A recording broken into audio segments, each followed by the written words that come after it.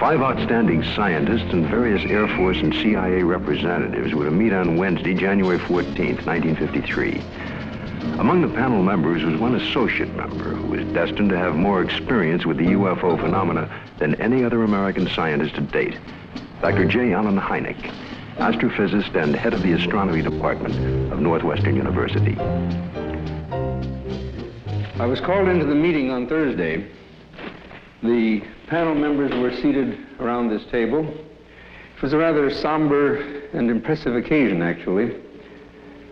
I was a junior member, and I remember feeling considerably nervous and apprehensive about being in front of this powerhouse of scientists.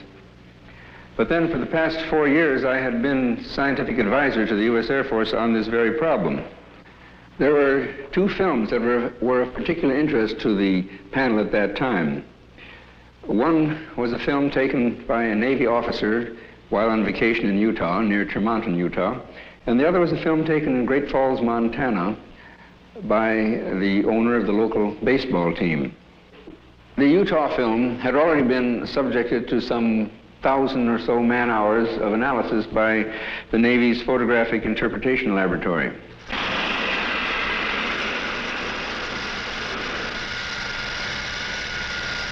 So the panel got up from their chairs and crouched around the wall to examine the films, and they asked to have the films run several times, as a matter of fact.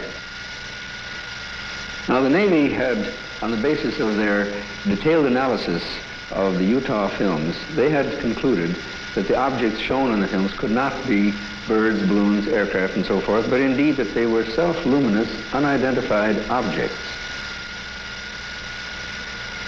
Despite this conclusion, the panel rejected it and concluded that the objects were birds. They couldn't be unidentified, therefore they had to be birds.